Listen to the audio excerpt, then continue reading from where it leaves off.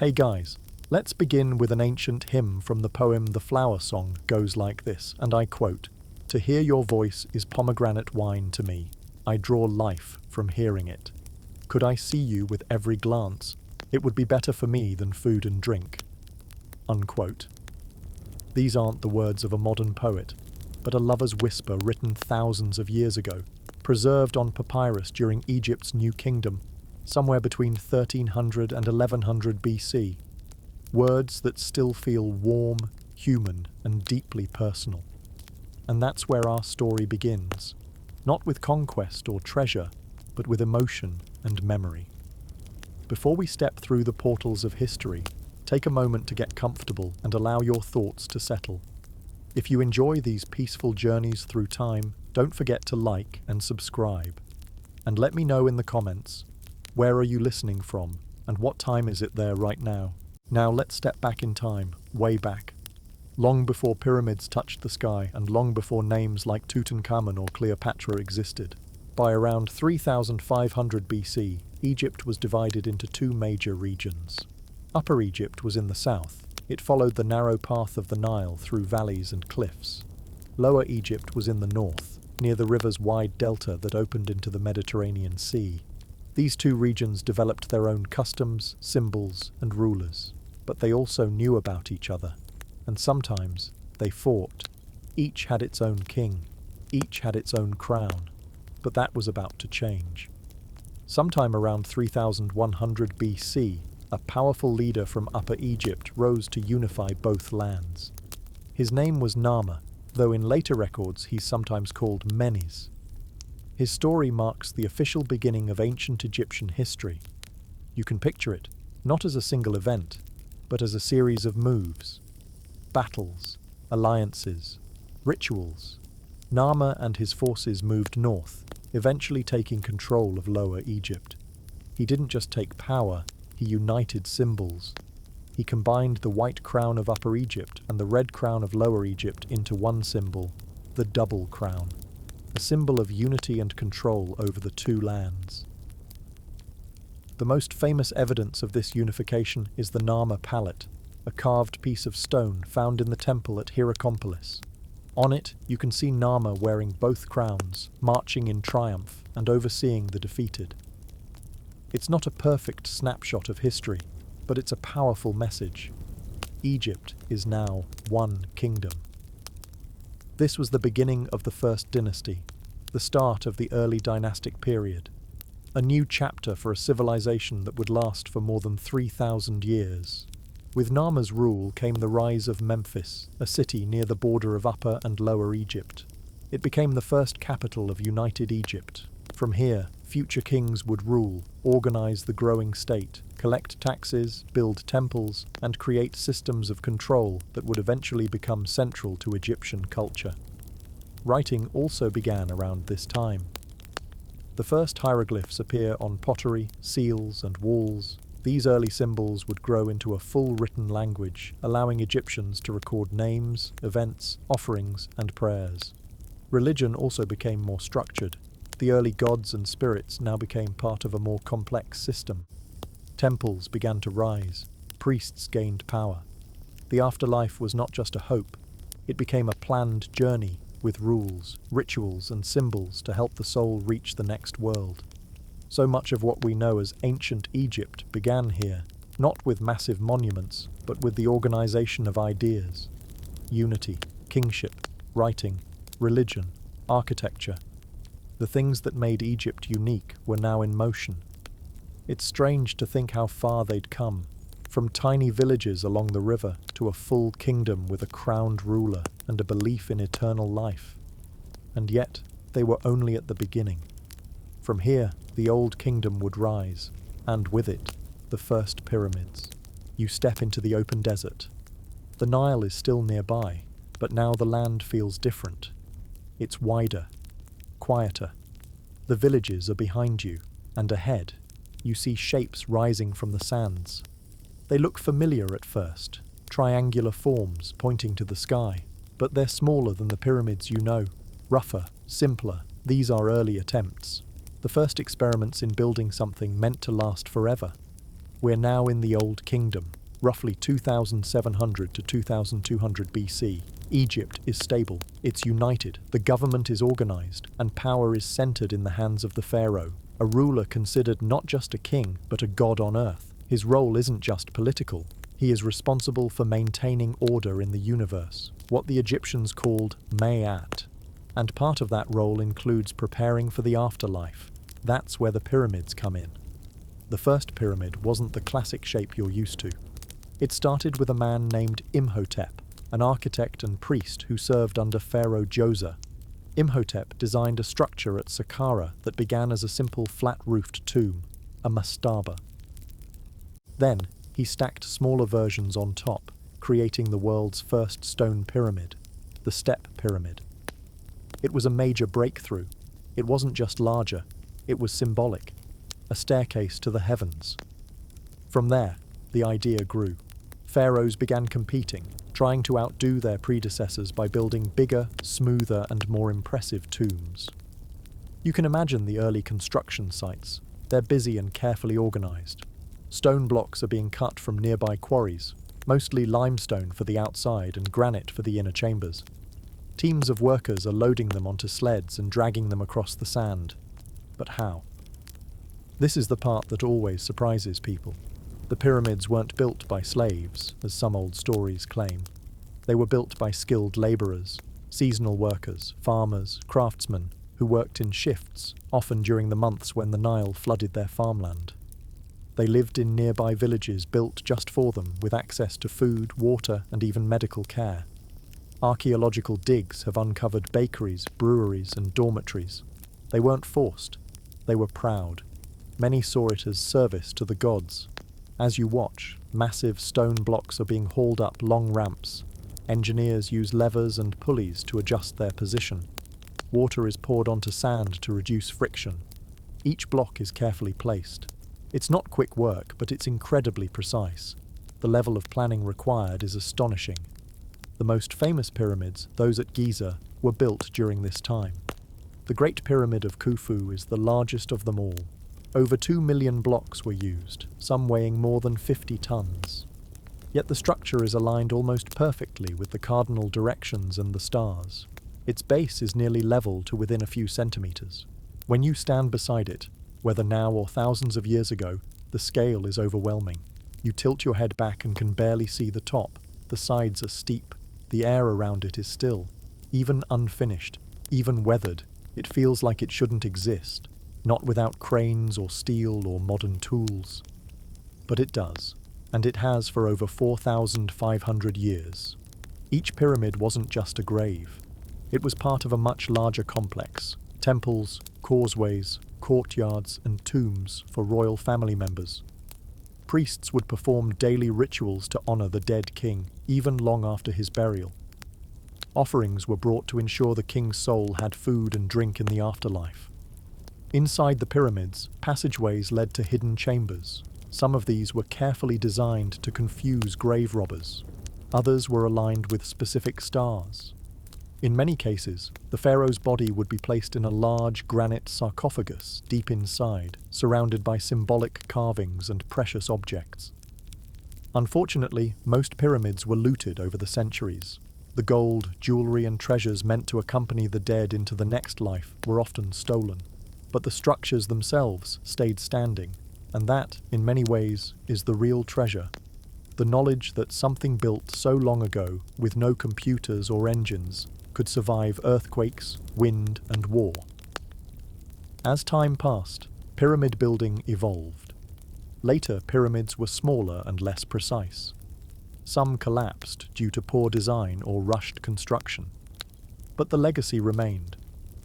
Even when new burial styles appeared, like underground tombs in the Valley of the Kings, the idea of eternity through stone continued. You walk around the base of Khafra's pyramid now, noticing how its smooth white casing stones still survive near the top. In its original form, the entire pyramid would have gleamed in the sunlight, visible for miles, a shining monument to the afterlife. Beside it, the Sphinx watches, part lion, part human. It's carved from a single piece of limestone. Its face likely represents the pharaoh. No one knows exactly why it was built or what it was called in ancient times, but its presence adds another layer to the mystery and power of this site.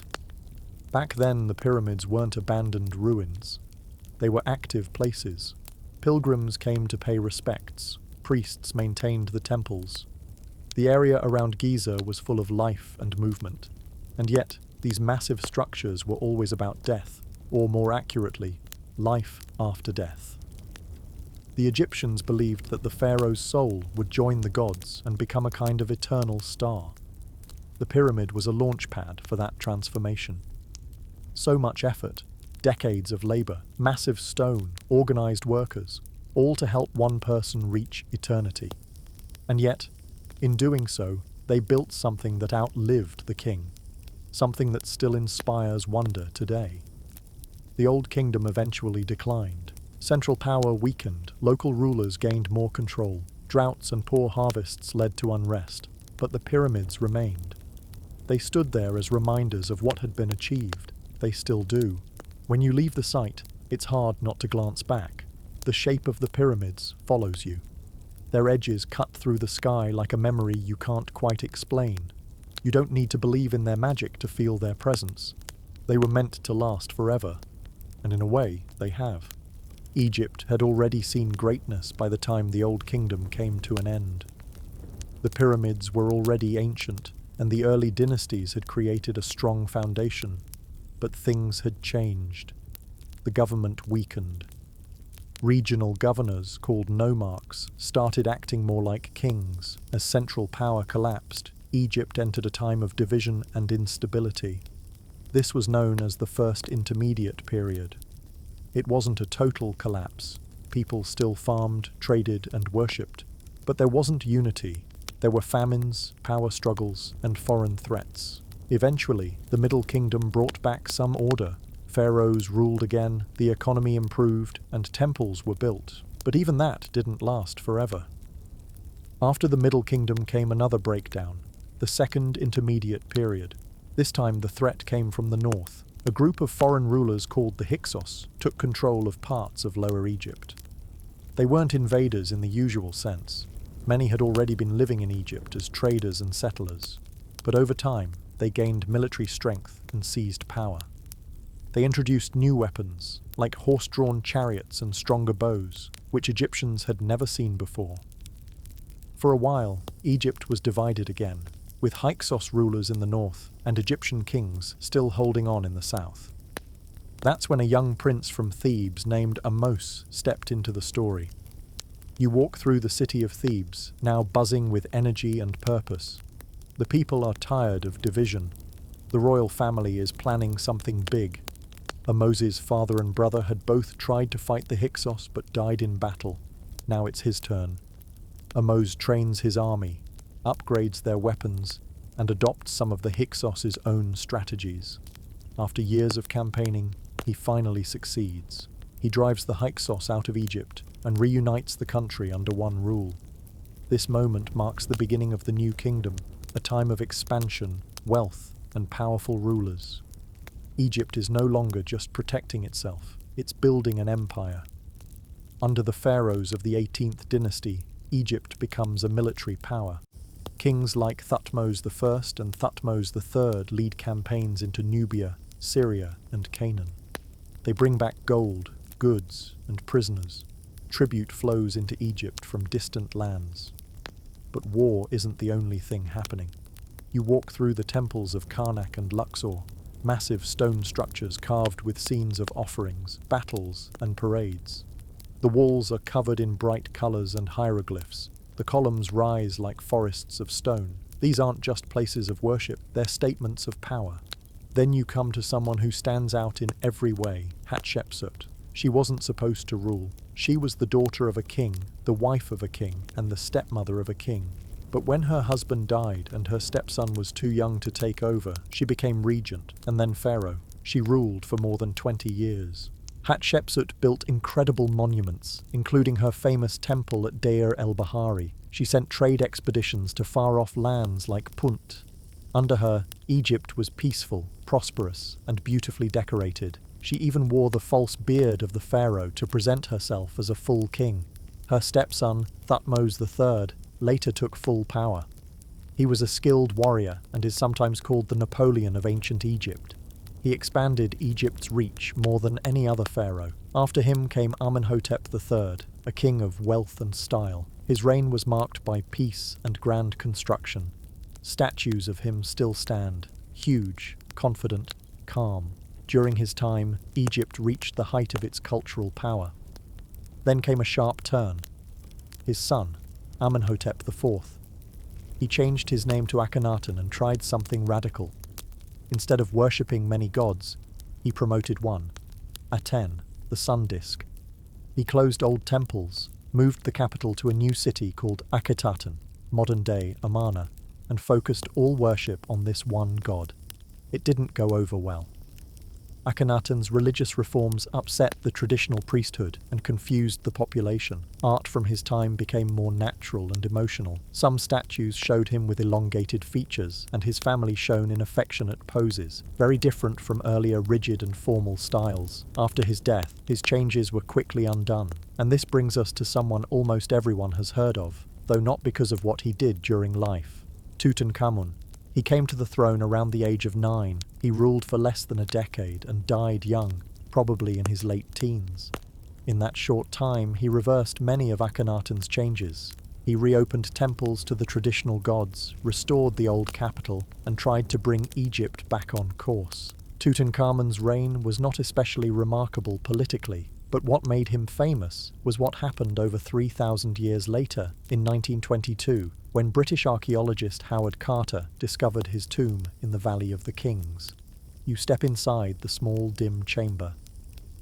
Everything is packed tight: chariots, statues, beds, jewelry, and one stunning golden mask. For the first time in modern history, an almost untouched royal tomb had been found. The discovery electrified the world. Newspapers couldn't stop talking about it. His golden face became the symbol of ancient Egypt. It's easy to forget he was just a boy.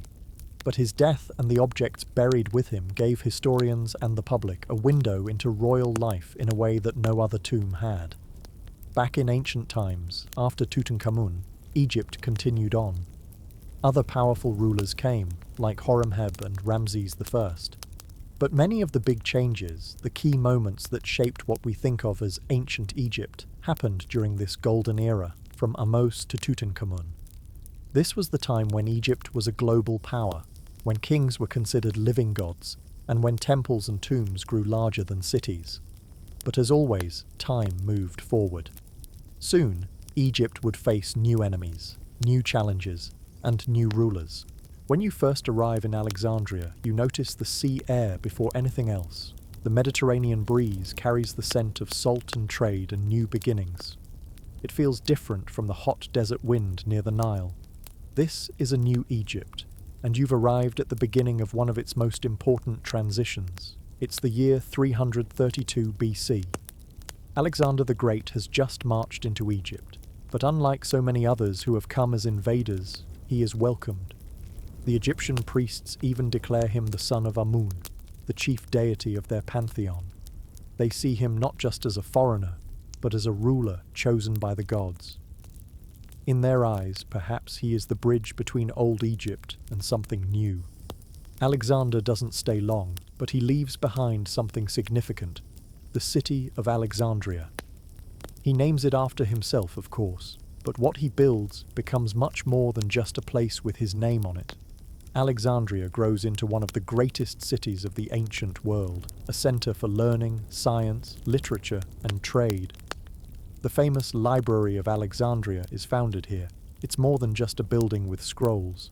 It's a symbol of knowledge, of curiosity and discovery. People from across the ancient world come to study here. Egyptians, Greeks, Jews, Persians, even early Romans. It's hard to imagine how much information passed through those shelves. After Alexander's death in 323 BC, his massive empire falls apart, split among his generals. Egypt is handed over to Ptolemy, one of his closest companions. Ptolemy declares himself pharaoh and begins a new dynasty, the Ptolemies. This is where Greek rulers now govern Egypt, and they do it in a unique way. They adopt some Egyptian customs and even take Egyptian names for religious rituals, but they also maintain their Greek culture. This blending of traditions creates a hybrid Egypt. You start to see Greek-style statues with Egyptian symbols. Temples are built with both local and foreign designs. Hieroglyphs are still used, but so is Greek writing. It's not always peaceful, though. Tensions often run high between the Greek elite and the native Egyptian population, especially when famine or poor leadership strikes. Fast forward nearly 300 years, and the name Cleopatra starts appearing. She's born in 69 BC, and unlike many of her royal ancestors, she learns to speak the Egyptian language fluently. That might not sound like much, but it's significant. Most of the Ptolemies never bothered to learn the language of the people they ruled. Cleopatra connects with her people in ways others didn't. She presents herself as Isis reborn, the Egyptian goddess of motherhood and healing. When she takes the throne, Cleopatra is still very young. She initially rules alongside her brother, as was tradition in the Ptolemaic family. But soon political tensions and power struggles put her in a very delicate position. This is when Julius Caesar enters the story. Cleopatra forms a strategic alliance, and later a romantic relationship with Caesar. It gives her the political leverage she needs to regain her power. When Caesar visits Egypt, he ends up staying far longer than expected. Together, Cleopatra and Caesar have a son, Caesarion, whom she names as her co-ruler.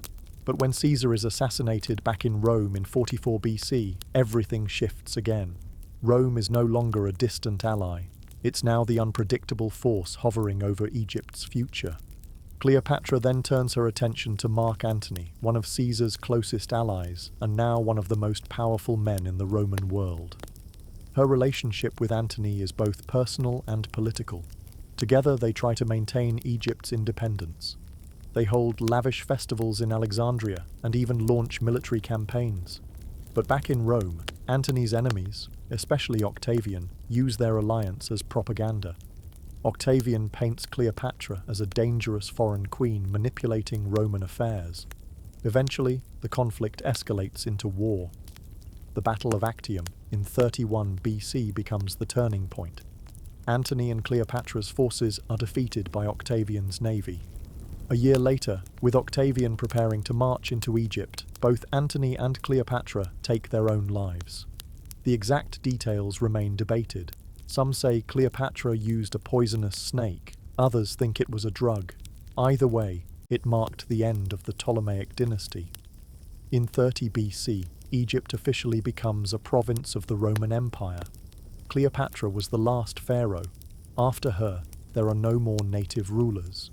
The crown that had passed from Narmer, through Khufu and Hatshepsut and Ramses, ends with her. This is where ancient Egyptian history, as we define it, comes to a close. From here on, Egypt becomes part of a wider world, still important, still influential, but no longer the same. What follows is another story, one that blends with Rome, with Christianity, with Islam, and eventually with the modern nations we know today.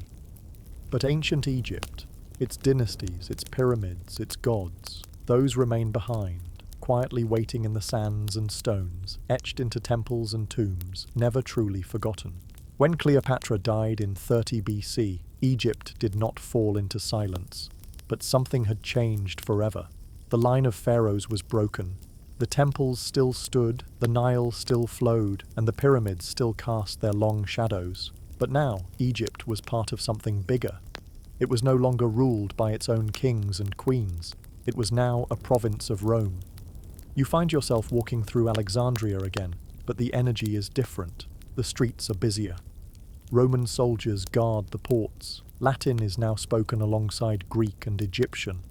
Roman emperors claim Egypt as their personal possession. Unlike other provinces, Egypt is ruled directly by the emperor, not by the Senate. That's how important it is. Egypt is Rome's breadbasket. The grain harvested from the Nile Valley feeds much of the empire. Temples to Roman gods begin to appear beside the older ones for Isis, Horus, and Osiris. Some emperors, like Hadrian, try to honor both cultures. Others show less interest in preserving Egyptian traditions. Still, for a while, the old ways survive. Priests continue their rituals. Hieroglyphs are still carved, though they're used less often. In fact, one of the last known hieroglyphic inscriptions ever written was made in 394 AD at the Temple of Philae. After that, the script falls completely out of use. Meanwhile, Christianity starts to spread across the empire. By the 1st and 2nd centuries AD, small Christian communities are forming in Egypt, especially in cities like Alexandria. These early Christians face persecution under Roman rule, but they continue to grow. Over time, Egypt becomes a major center for Christian thought. The city of Alexandria becomes known not just for its library, but also for its church leaders and theologians. By the early 4th century, when Emperor Constantine converts to Christianity, everything shifts again. The temples of the old gods begin to close. Some are repurposed, others are left to the sand. Pagan worship is slowly replaced with Christian practices. The cross takes the place of the ankh. Churches rise where temples once stood. You look around now, and Egypt feels like a land of layers. Ancient statues with missing noses sit beside Christian mosaics. Roman pillars lean into Coptic church walls. Languages shift too. Greek fades, Coptic rises. But even Coptic is just another version of the ancient Egyptian language, written in a new alphabet. In 395 AD, the Roman Empire splits into two halves, Western and Eastern. Egypt becomes part of the eastern half, which later becomes known as the Byzantine Empire. It remains Christian, but tensions grow. There are divisions over theology. The Coptic Church in Egypt often disagrees with the religious authorities in Constantinople. There are uprisings, debates, and moments of peace, but the distance between local Egyptians and their imperial rulers keeps growing. Then, in the 7th century, another major shift comes. In 641 AD, Arab Muslim forces enter Egypt. The Byzantine defenders surrender after a long siege. Egypt becomes part of the rapidly expanding Islamic Empire. This marks the beginning of Islamic Egypt. Arabic replaces Greek and Coptic as the main language over time. Islam becomes the dominant religion, though Christian and Jewish communities continue to exist. The change isn't instant. It takes generations. But by the 10th century, Egypt is fully integrated into the Islamic world. You notice now how the architecture changes. Domes appear, minarets rise, calligraphy replaces carvings, new cities are built. Cairo, founded in 969 AD, becomes the new capital. It grows quickly, bustling, intellectual, diverse. Scholars from across the Islamic world come to study here. Al-Azhar University, one of the oldest in the world, is founded during this time.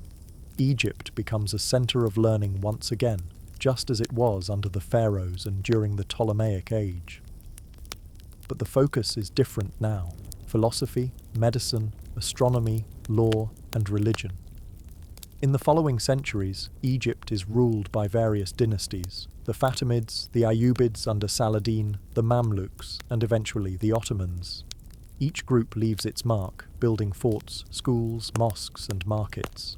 Some rulers are wise and just, others are cruel or careless. But through it all, Egypt remains important, culturally, politically, and economically. Under the Ottomans, beginning in 1517, Egypt becomes a province again, this time within a Muslim empire. It's still a vital region, but it starts to lose some autonomy. Local leaders, often called beys or governors, hold real power.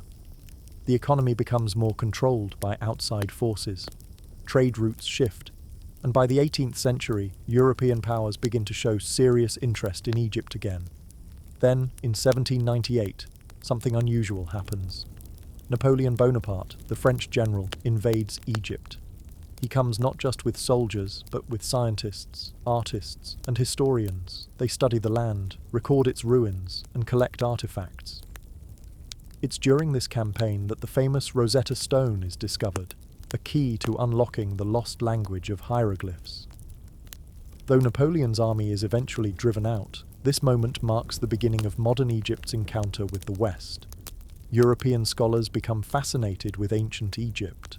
Museums begin collecting its treasures, sometimes with permission, sometimes without. In the 19th century, Egypt undergoes major changes under leaders like Muhammad Ali Pasha, who is often considered the founder of modern Egypt. He reforms the military, builds factories, opens schools, and tries to modernize the country. His dynasty rules into the 20th century under increasing pressure from European powers, especially Britain. By the late 1800s, Egypt is effectively under British control, even though it remains nominally part of the Ottoman Empire. In 1952, Egypt finally becomes a fully independent republic. But that's well beyond the ancient history we've been exploring.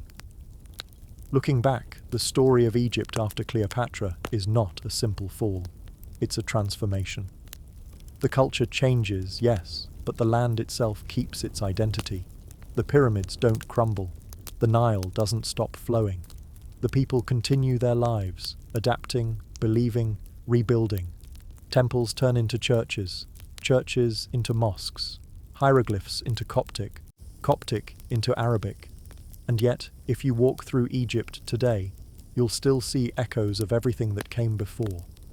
It's a place where time folds in on itself, where ancient columns stand beside modern roads, and pharaohs sleep just beneath the surface, waiting to be remembered. Let's take a moment to look back, not just to remember facts, names, or dates, but to see the entire path we've walked.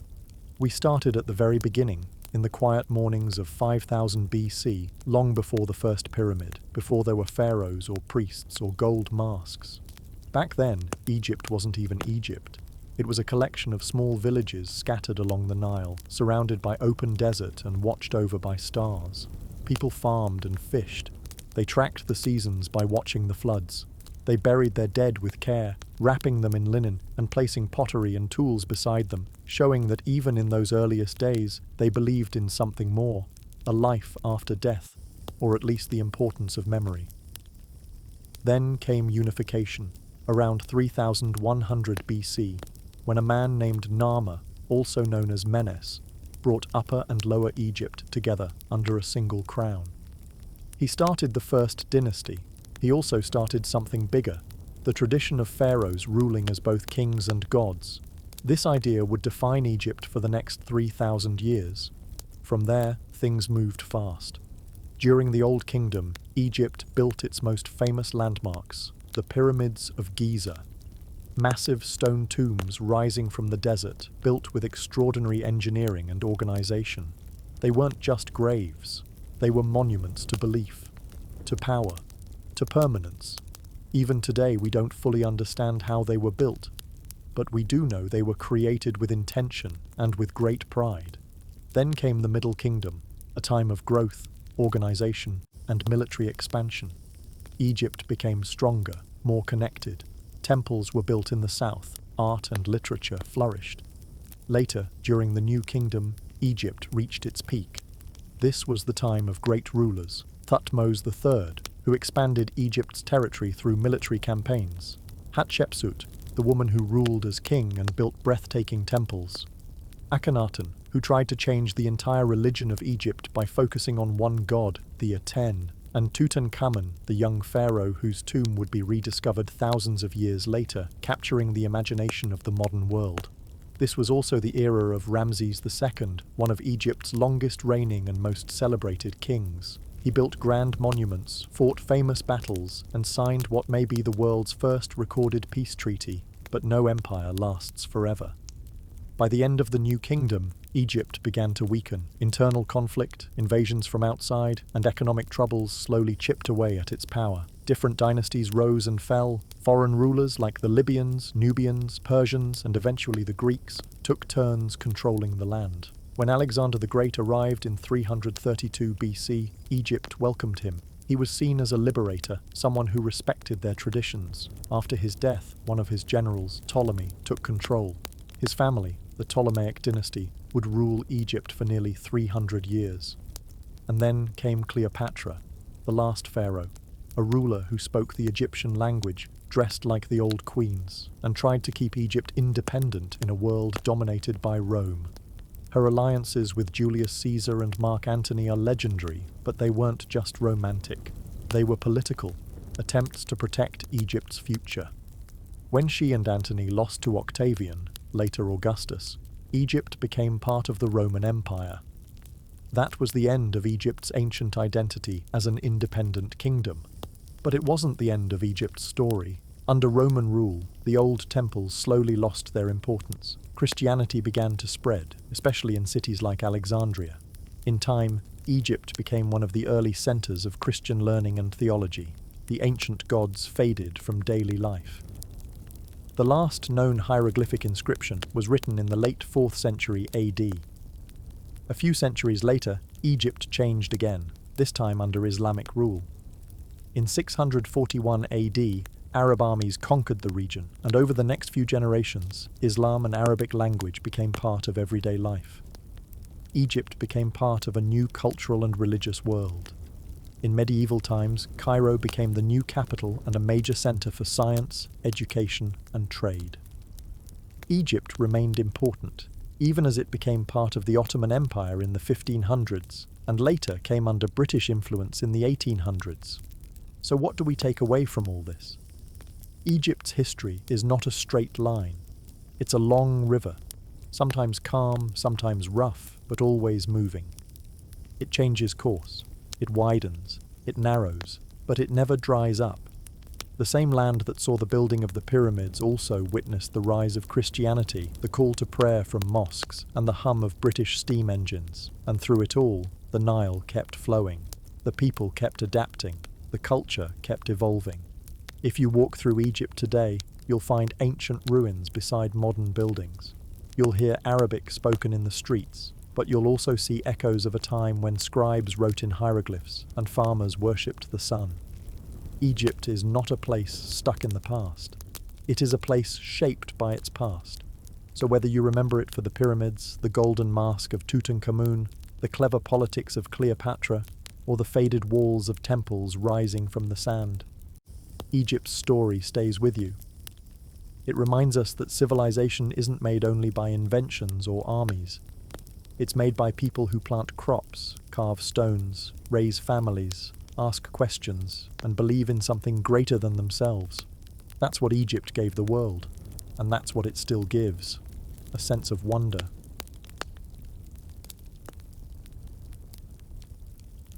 Now let your mind journey deeper into the lush landscapes of the ancient Maya, a civilization known for mastering time itself, gazing thoughtfully at stars and crafting cities that still whisper through dense emerald jungles.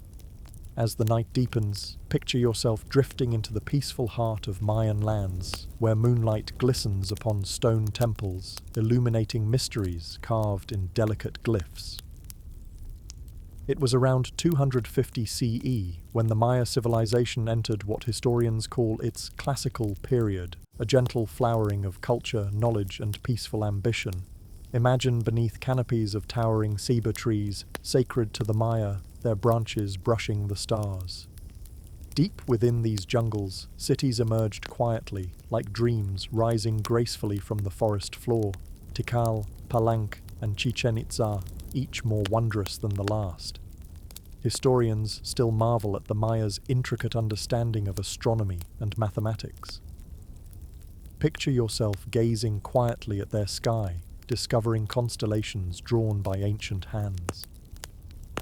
For the Maya, the heavens weren't merely distant lights, they were quiet guides, whispering secrets of harvests, rituals, and cycles of life.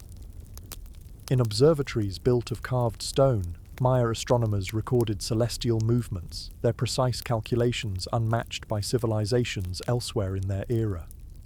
They measured time quietly, crafting calendars of remarkable accuracy, tracking years, centuries, and even quiet millennia. Their famous long count calendar stretched backward and forward through thousands of years, suggesting a civilization deeply aware of their small yet meaningful place in the universe. And now, imagine climbing the steps of El Castillo, the famous pyramid at Chichen Itza, feeling ancient stones cool beneath your feet. At sunset during equinoxes, the pyramid creates an illusion. A serpent-shaped shadow slithers down the staircase, connecting the heavens and earth. It's a quiet, magical moment, a silent, timeless conversation between stone, sun, and sky. But the Maya weren't only masters of celestial knowledge.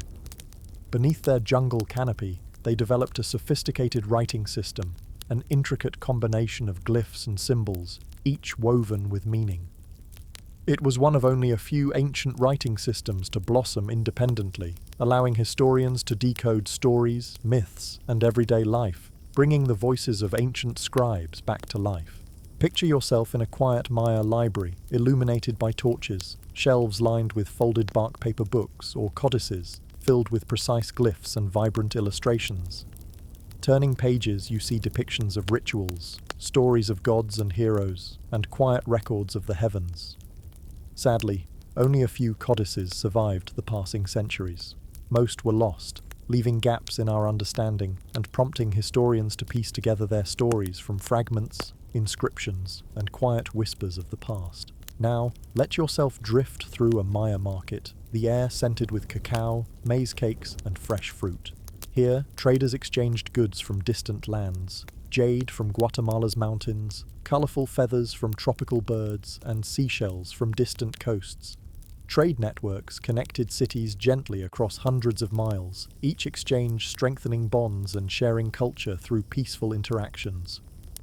And speaking of cacao, did you know the Maya used cacao beans not only as food, but also as currency? Imagine paying for your goods with small handfuls of chocolate. Surely a deliciously delightful way to shop.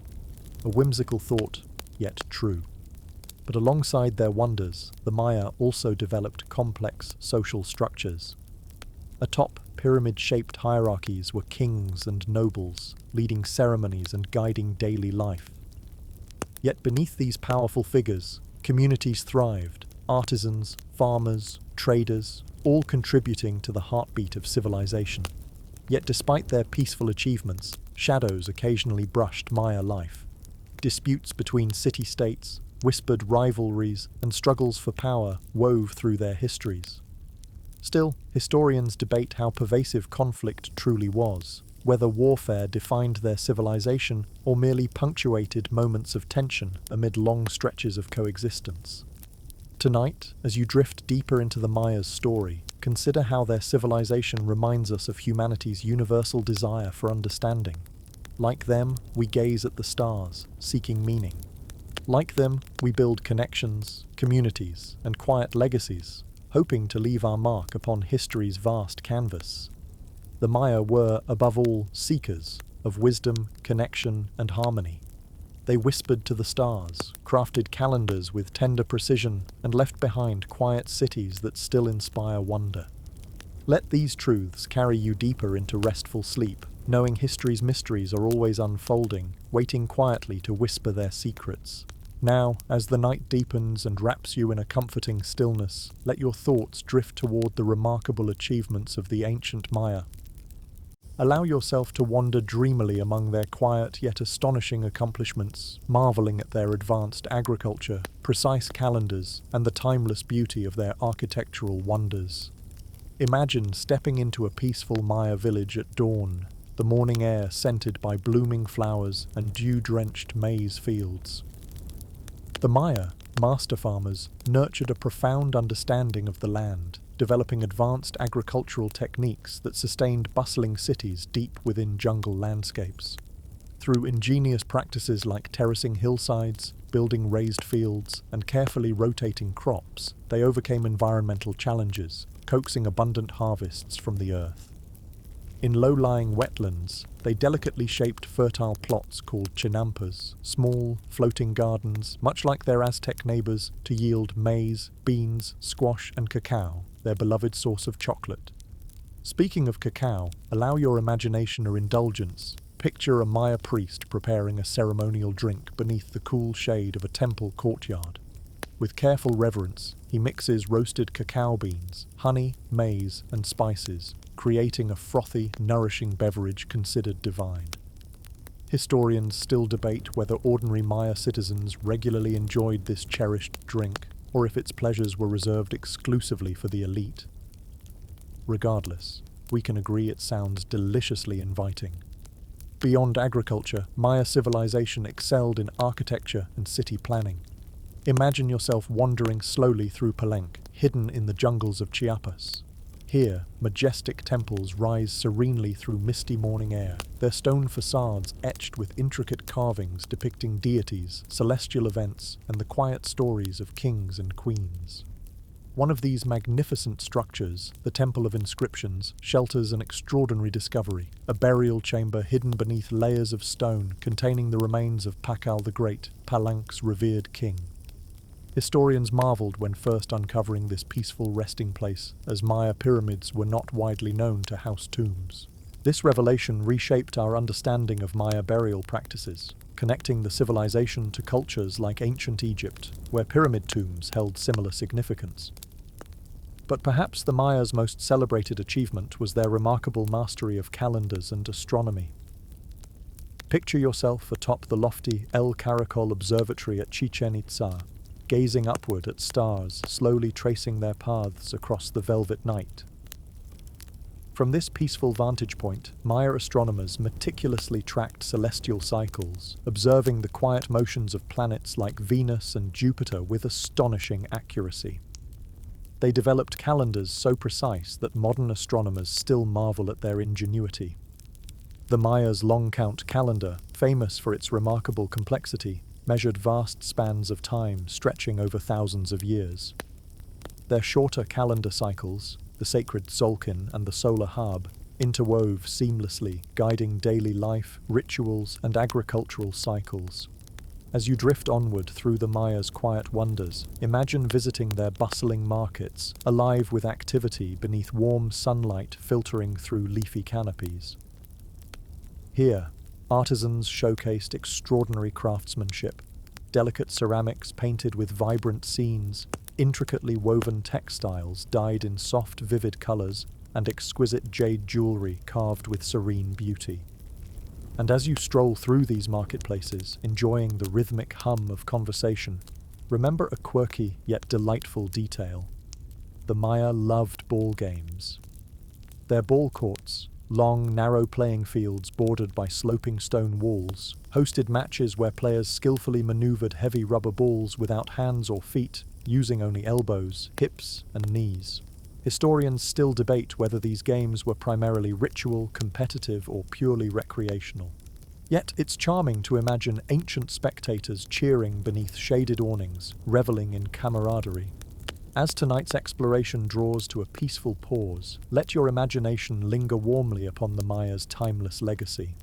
Their quiet accomplishments, advanced agriculture, brilliant astronomy, sophisticated mathematics, and beautiful architecture continue to inspire admiration, reminding us of humanity's endless capacity for creativity and wisdom. Let these reflections guide your dreams, whispering reassurance that across centuries, human hearts have always gazed upward in wonder, seeking meaning and beauty in quiet harmony with the earth and stars. Feel your breathing slow, your body relax, drifting deeper into restful, calming sleep. Now, let your mind drift forward through the soft corridors of time, exploring the slow rise and eventual decline of the Maya civilization. Imagine yourself standing once more beneath towering ceiba trees, their branches whispering tales of centuries past. Here, amidst quiet temples and ruins reclaimed by nature, the story of Maya society unfolds, its delicate threads interwoven with brilliance and mystery. At their height, the Maya civilization flourished across modern-day Mexico, Guatemala, Belize, Honduras, and El Salvador, forming a network of vibrant cities connected by quiet trails, rivers, and trade routes. Their society, complex and beautifully organized, thrived, nourished by their profound understanding of agriculture, astronomy, and spirituality. Yet, like all great civilizations, the Maya eventually encountered challenges, whispers of change stirring beneath the surface. Historians still debate the factors behind their decline, like puzzle pieces scattered across time. Some theories suggest environmental shifts, droughts, or climate variations stressed their sophisticated agricultural systems, pushing communities toward upheaval and migration. An ancient Maya farmer observing his maize fields as the rains gradually lessen, the once abundant earth becoming reluctant to yield its bounty. Year after year, crops grow thinner, and communities begin to feel the weight of scarcity, their balance disrupted. Yet, even amidst difficulty, the Maya demonstrated resilience, adapting their farming practices to changing conditions, carefully conserving water and seeking solutions. Other historians suggest that internal societal pressures contributed to the Maya's decline. Tensions between city-states, simmering rivalries, and subtle shifts in political alliances may have led to disruptions in the rhythm of their civilization. Imagine the quiet unease felt by communities caught between alliances, subtly shifting loyalties, and whispers of uncertainty. Leaders gather beneath moonlit skies, seeking guidance in the stars, hoping to restore harmony. Yet, as decades pass, cities gradually become quieter, their populations migrating elsewhere, seeking fresh beginnings or stability. Despite quiet struggles, the Maya civilization never truly vanished. It transitioned, transformed into smaller, resilient communities scattered throughout the region, preserving ancient traditions in quiet whispers passed down through generations. The vibrant heart of the Maya beats on even today, expressed through language, traditions, spiritual practices, and quiet echoes of their ancestors' wisdom. In fact, consider this intriguing historical debate. Historians still argue over the precise. Some suggest it was less a dramatic downfall and more a transformation, a quiet reshaping of communities, adapting gracefully to shifting circumstances. Others see distinct periods of decline, punctuated by migrations, creating new communities and blending traditions. Whatever the truth, the beauty of Mayan resilience endures. Now imagine yourself stepping among the ruins of Copan in Honduras, a city famous for its exquisitely carved stelae, tall, slender stone monuments engraved with delicate hieroglyphs. Here, beneath lush foliage reclaiming the ruins, you find quiet symbols of a civilization that knew both brilliance and struggle.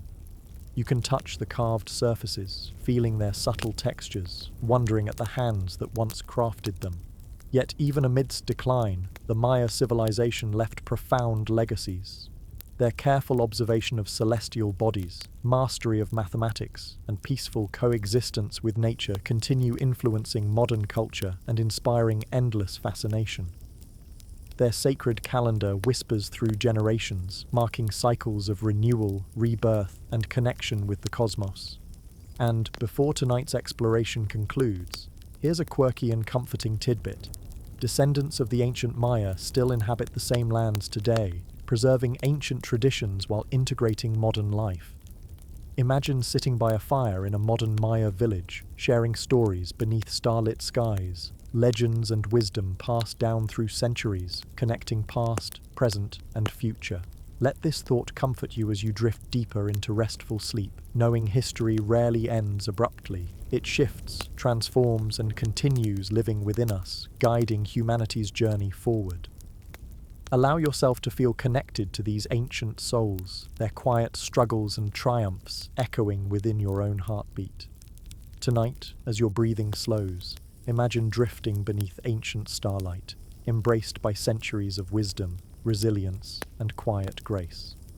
Let your dreams wander among Maya temples, whispering of human adaptability, quiet strength, and the timeless beauty of change itself. Now, drift onward through history's currents, leaving behind the lush mysteries of the Maya to encounter another remarkable civilization, the mighty Aztec Empire. Feel yourself entering a world where shimmering lakes and hills cradle bustling cities, where legends whisper in twilight breezes, and where power and innovation intertwine. It was the year 1325 CE when the Aztec civilization blossomed, its heart beating upon an island in Lake Texcoco. Legend whispers that the Aztecs chose this spot guided by an ancient prophecy. They were to settle where an eagle perched upon a cactus, devouring a serpent. Surreal yet oddly charming, this prophetic image endures today on Mexico's national flag, a lasting symbol of their storied past. Picture yourself standing upon the peaceful shores of this lake, gazing at the rising city of Tenochtitlan. Its temples rise gracefully, painted by golden hues of the sunset, while calm canals ripple beneath floating gardens. Historians still marvel at how the Aztecs ingeniously built their capital, draining marshes, constructing causeways, and crafting chinampas, lush floating gardens that fed thousands. Imagine drifting along these canals, navigating narrow wooden boats between floating gardens alive with maize, beans, tomatoes, and vibrant flowers. Remarkable, these chinampas yielded abundant crops, sustaining a rapidly growing population. The Aztec Empire, nourished by innovation, expanded its influence, becoming a powerhouse in Mesoamerica. Yet beneath its quiet strength, Aztec society thrived with structure and balance. Imagine yourself stepping into a bustling market in Tenochtitlan, the hum of traders filling the air as they exchange cacao, obsidian blades, textiles, and precious jade. These peaceful interactions linked city-states and distant lands, creating quiet alliances that strengthened the empire's reach. But the Aztecs weren't merely skilled farmers and traders. They were innovators, advancing in art, medicine, and architecture. Let's troll through the serene courtyard of the great temple, Templo Maya, its twin shrines dedicated to Huitzilopochtli, the god of sun and war, and Tlaloc, god of rain and agriculture. Here, priests conducted ceremonies, seeking harmony between human society and the natural world. In art, the Aztecs expressed profound spiritual beliefs through delicate sculptures, intricate featherwork, and brightly painted codices. Imagine viewing these sacred books, each page depicting detailed rituals, vibrant myths, and precise astronomical observations. Although many codices vanished with history's quiet passage, surviving examples continue captivating historians, offering quiet glimpses into Aztec life. As you drift further into the Aztec story, consider their astonishing knowledge of herbal medicine. Aztec healers nurtured gardens filled with medicinal plants, understanding remedies for ailments centuries before modern science confirmed their wisdom. Comforting, isn't it, knowing the Aztecs cared for health and well-being with expertise? Yet, despite their quiet brilliance, Aztec society encountered moments of internal complexity and external pressures. Historians still debate the exact nature of their rule, whether their expansion relied on military strength alone or included diplomacy, trade, and peaceful alliances. Imagine a diplomatic envoy traveling between cities, negotiating alliances beneath moonlit skies, preserving peace amid subtle tensions. But alongside their quiet strength, a quirky historical tidbit emerges. Did you know that Aztec society highly valued cleanliness, maintaining sophisticated public bathhouses within their cities? Delightful. Aztec citizens enjoyed rituals of bathing, steam treatments, and even massages. Historians still debate how deeply integrated hygiene practices were within daily life, amused by this luxurious aspect of their culture. Their blend of power and creativity echoes through time, reminding us of humanity's boundless capacity for adapting, creating, and thriving amidst nature's quiet rhythms. Feel yourself drifting into restful dreams, comforted by the quiet whispers of history. The Aztecs, with all their complexities and quiet strengths, remind us that civilization's heartbeat is yet resilient, able to embrace innovation, adapt to challenges, and flourish beneath the stars. Allow these truths to guide your sleep, reassuring you that history's quiet lessons are woven into the very fabric of our being, connecting us to a legacy of endless curiosity, innovation, and quiet wonder. Now, drifting deeper into the mysteries of the Aztec Empire, let your imagination explore the subtle intricacies of their social structure, a world organized, balanced, yet brimming with complexities. Picture yourself wandering the streets of Tenochtitlan beneath a sun that warms the bustling crowds, each person gracefully moving within a finely woven tapestry of societal roles. At the very top of this hierarchy stood the emperor, or Huitzilopochtli, whose quiet authority echoed throughout the empire. Imagine observing him during ceremonies, adorned in exquisite garments of feathers, jade, and gold, embodying the divine connection between earthly realms and celestial powers. Though his power was vast, it was balanced by councils of nobles and priests, ensuring that decisions reflected wisdom drawn from both earth and sky.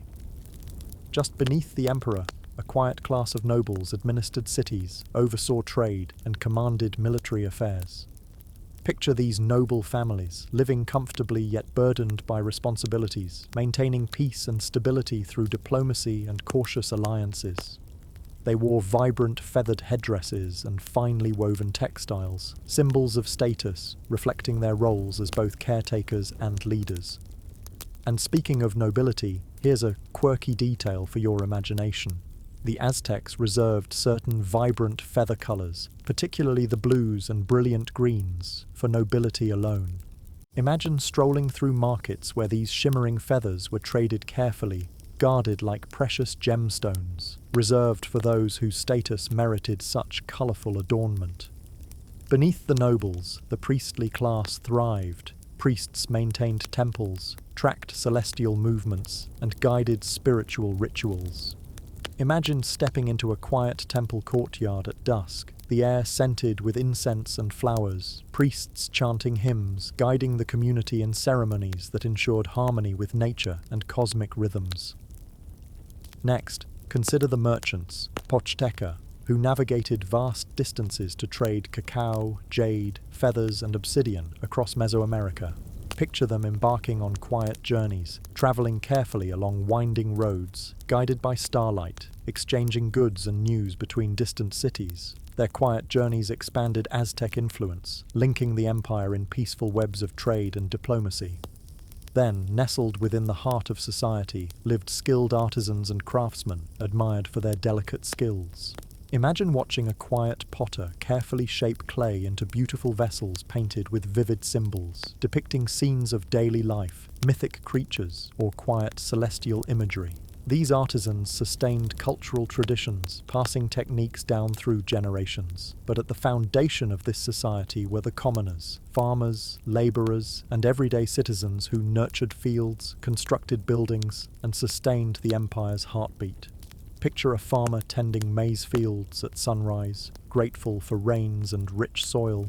Understanding his role ensured the empire's strength. Historians still debate the complexities of their lives, how deeply their quiet roles intersected with daily rituals and communal harmony. Yet, amidst this structured society, intriguing exceptions existed. Aztec society allowed social mobility. Brave warriors, artisans, or successful merchants could rise in status through skill, courage, or fortune.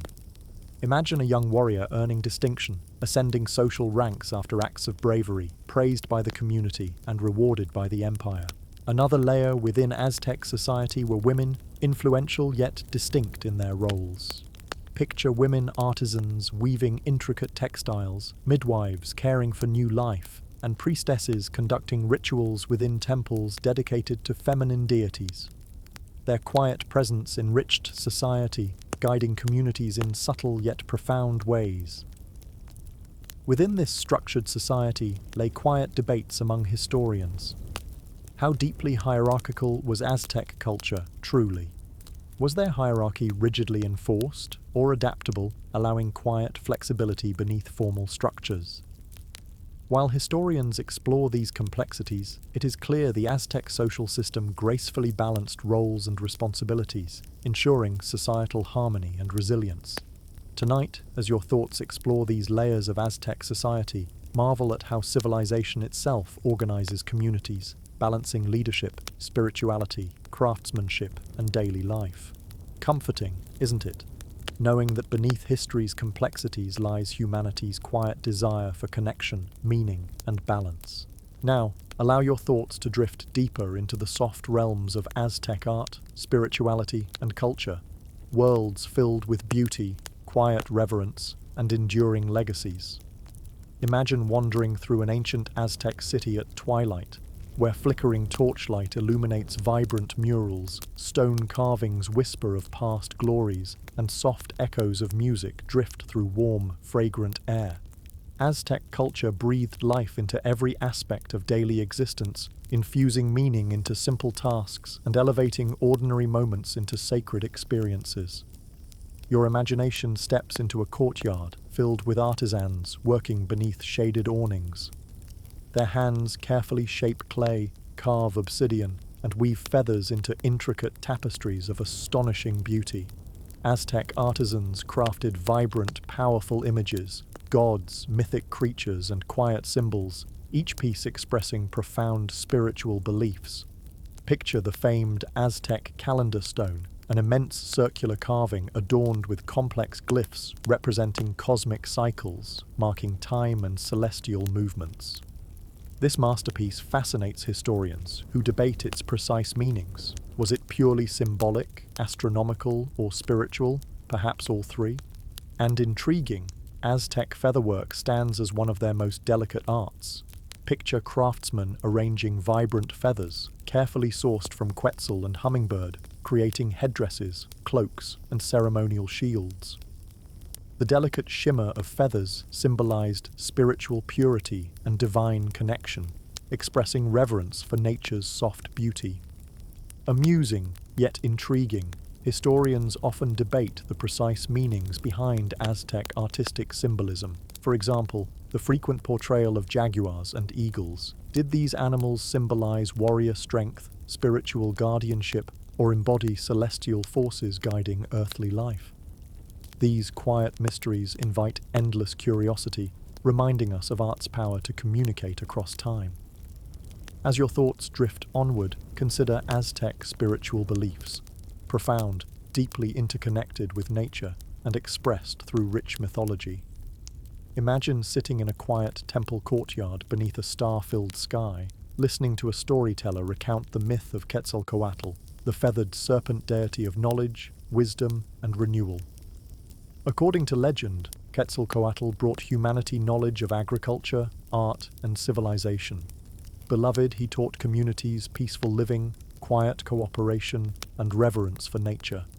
Yet, historians debate whether the Aztecs expected Quetzalcoatl's return, influencing their reactions when Spanish explorers first arrived, soft whispers of myth shaping historical events.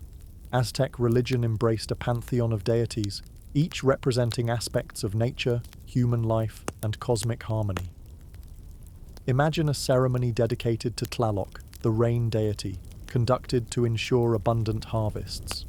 Priests offered maize, flowers, and prayers, affirming humanity's quiet relationship with Earth's natural rhythms. Yet, Aztec spirituality also acknowledged cycles of renewal and transformation. Consider the festival of Shumolpili, or New Fire Ceremony, held every 52 years. Communities extinguished all fires, reflecting on the past, praying for renewal. A flame, ignited at dawn, symbolized rebirth and hope, powerful, reassuring humanity's soft capacity for renewal. Aztec cultural traditions embraced music, dance, and poetry, enriching communal life with joyful rhythms and expressions. Imagine joining a community celebration, moving to rhythms played on drums and flutes, witnessing dances expressing cosmic stories. Poets recited verses praising nature, life, and spirituality, affirming humanity's connection with the cosmos. Before drifting deeper, consider a quirky detail. Aztec poetry competitions were popular. Participants exchanged verses, improvising poetic lines in a playful display of wit and eloquence. Historians debate how widely enjoyed these contests were, but it's charming to imagine Aztec citizens delighting in these cultural festivities. Tonight, reflect upon the Aztecs' enduring legacy, their quiet artistry, profound spirituality, and cultural expressions continue inspiring admiration. Their quiet civilization reminds us of humanity's soft potential to create beauty, express reverence, and celebrate life's quiet interconnectedness. Now, allow your thoughts to drift southward, carried by a cool breeze across high mountain passes as we arrive at the breathtaking realm of the Inca Empire, the Children of the Sun. Imagine yourself standing serenely atop an Andean peak, breathing crisp mountain air, gazing peacefully across valleys cradled by majestic snow-crowned peaks. It was around 1438 CE when the Inca civilization began weaving its quiet destiny, carefully uniting scattered communities across rugged terrain into one of history's largest empires. At its peaceful peak, the Inca Empire extended along the spine of the Andes, stretching from present-day Ecuador through Peru, Bolivia, Chile, and into Argentina, spanning thousands of miles, linked by a profound sense of harmony with the land. Picture yourself descending into Cusco, the heart of the Inca world, a city built in the shape of a graceful puma, a sacred animal symbolizing strength and careful guardianship. Beneath warm sunlight, stone streets echo with peaceful footsteps, bustling marketplaces alive with quiet exchanges, and temples resonating with whispers of spirituality. The Incas considered themselves descendants of Inti, the revered sun god, believing their emperors carried divine blood.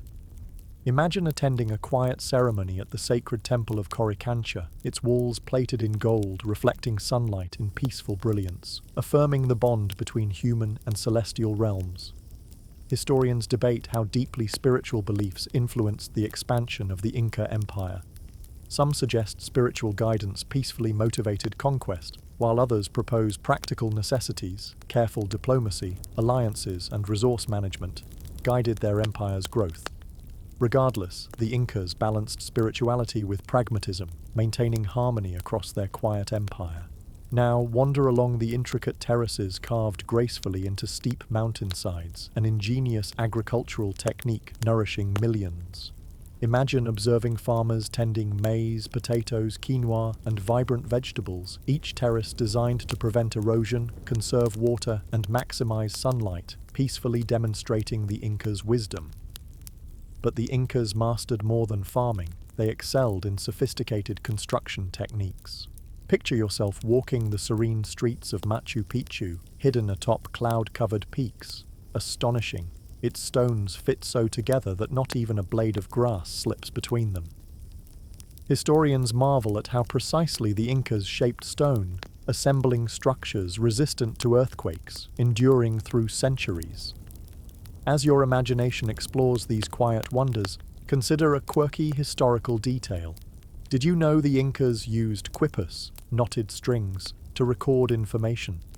Historians still puzzle over these fascinating quiet records. Were they purely numeric accounts, peaceful memory aids, or did they encode stories, poetry, and secrets? Swinging, isn't it? Imagining quiet Inca administrators interpreting these knotted cords, decoding knowledge silently preserved through time. Zrenia Inca society thrived with quiet balance and structure. At its peaceful center stood the Sapa Inca, considered divine, guiding empire-wide harmony. Imagine observing him during festivals, adorned with gold ornaments symbolizing his connection with Inti, the sun deity. Beneath the emperor, nobles administered provinces, maintained order, and ensured harmony permeated communities. Farmers, artisans, and laborers formed society's quiet foundation, their daily lives interconnected through collective work, peaceful rituals, and quiet reciprocity.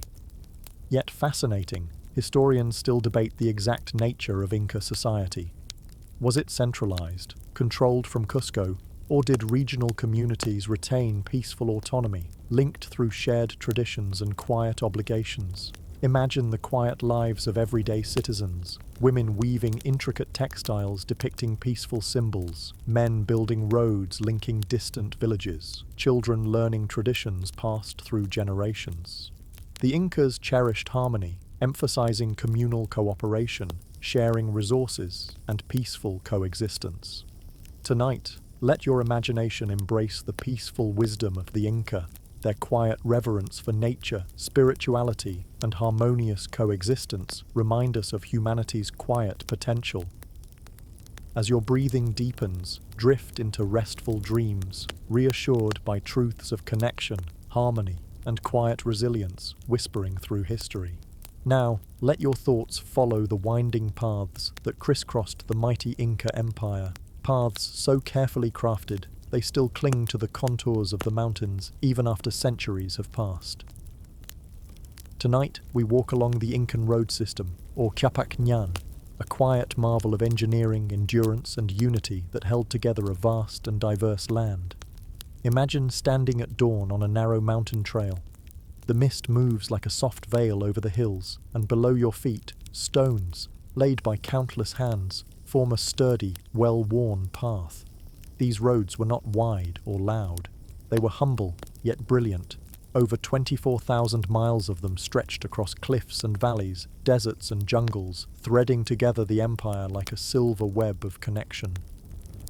The Inca didn't use the wheel, nor did they have horses until the Spanish came. Instead, they relied on the quiet strength of their own feet and the nimbleness of llamas to traverse this vast network. These roads connected distant provinces with the capital, Cusco, in a system that felt more like the veins of a living body, vital, constantly flowing. At intervals along these paths, you would find tambos, small rest houses where travelers could stop, warm themselves by a fire, and replenish their food and water.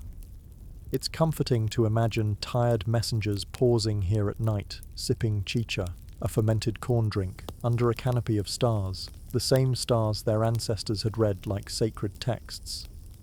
And then there were the chasqui, fleet-footed runners who acted as living messengers, carrying news, orders, and even fresh fish from the sea to the mountains in a matter of hours. They passed messages encoded in quipus and delivered spoken words as clearly as if whispered moments before. Extraordinary, isn't it? An empire without paper or wheels still managed to run more efficiently than many with both. Historians still debate how centralized this communication truly was, whether the messages ran through rigid state control or if local leaders shaped the flow of information. But what we know is this: the Incan road system was more than stone and slope. It was a thread that stitched together mountains, forests, coasts, and hearts. Let your thoughts wander now to a rope bridge swaying across a deep gorge, one of many that dotted the Incan roads. Made from braided grasses, these bridges were woven with care by local communities and renewed regularly. Crossing one might require a steady step and a quiet prayer, but they held strong, suspended by both physics and faith. And speaking of bridges, here's a quirky tidbit. The final Incan rope bridge, Cueshuachaca, is still rebuilt every year by hand, using traditional techniques. Locals gather for a quiet, joyful festival to renew the bridge, much as their ancestors once did. Soft music, shared food, and laughter echo over the ravine as fibers twist and knots form. It is, in every way, a living memory. The roads didn't just serve commerce or travel, they were deeply spiritual too. Certain paths were considered sacred, leading pilgrims toward temples, shrines, or ceremonial sites high in the clouds. Imagine yourself walking barefoot on such a trail, your steps light, your breath slowing with the altitude, and the mountains listening as you walk toward the sun. And then there's Machu Picchu, a city resting in the folds of the Andes, still hidden from the outside world for centuries after the empire faded. Though its purpose remains mysterious, was it a royal estate, a ceremonial center, or a retreat for sages? Its place along the road network shows just how gracefully these paths blended functionality with reverence. Even today, the Inca roads still whisper to hikers, villagers, and dreamers. They are not abandoned, they are used, worn, and lovingly remembered. Some stones may be loose, some trails overgrown, but the spirit of those quiet roads remains firmly in place. So tonight, as you rest, let yourself follow these winding paths in your dreams. Let your breath match the rhythm of footsteps on stone, your heartbeat echo the pulse of empires long past. The Incas built roads not just to travel, but to connect, people to people, village to mountain, past to present. Now, slow your steps as we wander deeper into the Inca world. Not upon roads or bridges this time, but into fields, workshops, and quiet courtyards where daily life thrived with astonishing ingenuity. Tonight, we explore the Incas' unique agricultural practices, their sophisticated metalwork, and the quiet intricacy of their textiles, each a masterpiece of purpose and beauty. Begin by picturing a high Andean valley at sunrise. Mist curls around the mountains, and the first light touches the stepped terraces carved into the slopes, layered like a stone quilt embracing the land. These terraces weren't just beautiful, they were brilliantly functional. The Incas had observed that different crops grew better at different altitudes, So they built upwards, using elevation as nature's calendar, planting maize on lower, warmer terraces, potatoes higher up, and even experimenting with new crops in specialized terraces called andines. These terraces were sustained with stone walls that prevented erosion, allowed for drainage, and captured precious rainwater.